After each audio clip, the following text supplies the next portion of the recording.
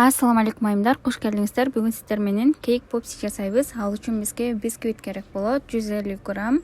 Кааласаңыздар YouTube каналымда рецепти бар. Ушундай кылып майда кылып алабыз. Ага сгущенка кошобуз. Сгущенкадан 50 граммдан 70 граммга чейин коссоңуздар болот. Андан кийин бизге сливочный масло керек болот. Сливочный маслодан 50 грамм коштум. Эми буну кыздар перчатканын жардамында же болбосо колуңуздар менен чогултасыздар.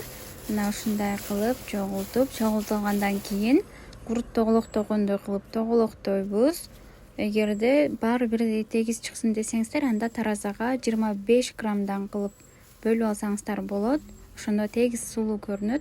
Мына ушундай кылып тоголоктолгандан кийин азыр буну жарым саатка морозникке салып коебуз. Эми кыздар бизге ушундай кейк попси үчүн атайын таякчалар бар. Ушулар керек болот. Эгерде бул жок болсо, анда бал муздактын таякчаларын колдонсоңуздар жарай берет. Азыр ушулардын баарын сайып чыгабыз ар бирине. Кыздар, мына ушинтип баарын сайып алдык. Эми буну коюп турабыз дагы.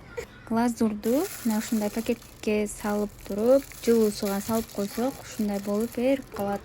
Сөзсүз түрдө глазур колдонуңуздар. Бул глазур эриди. Эми башын кыркып туруп, бир бокалга баарын сыгып алабыз.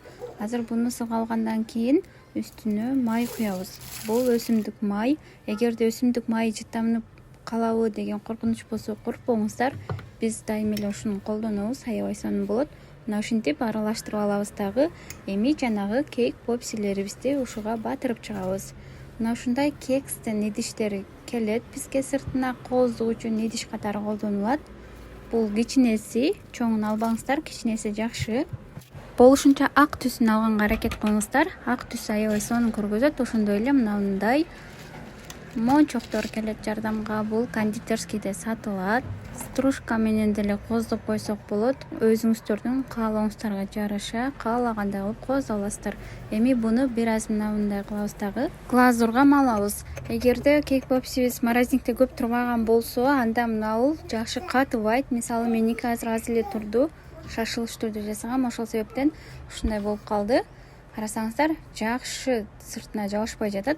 Мындай боло турган болсо, кайра батырасыздар. Эми азыр буну стружкага батырабыз. Азыр видеодогудай кылып карасаңыздар, биринчи мына ушундай кылып салып аласыздар дагы, андан кийин бетине бир аздан себелеп коебуз. Каалооңуздарга жараша ошол бойдон деле калтырып кое берсеңиздер болот. Өзүңүздөрдүн табитиңиздерге жараша кооздоп аласыздар. Мен мына ушундай 3 түрүн гана көргөздүм сиздерге. Сөзсүз түрдө жасап көрүңүздөр. Бунун жасалуу жолу аябай оңой. Ар бир айым жасай алат. Мына ушинтип даяр болуп калды. Азыр буну жарым саатка холодильникке салып коебуз. Андан кийин балдарыңыздарга берсеңиздер болот. Көңүл бурганыңыздар үчүн чоң рахмат. Мен сиздер менен таланттын колу туз болдум. Жасап жөнөткөндү унутпаңыздар.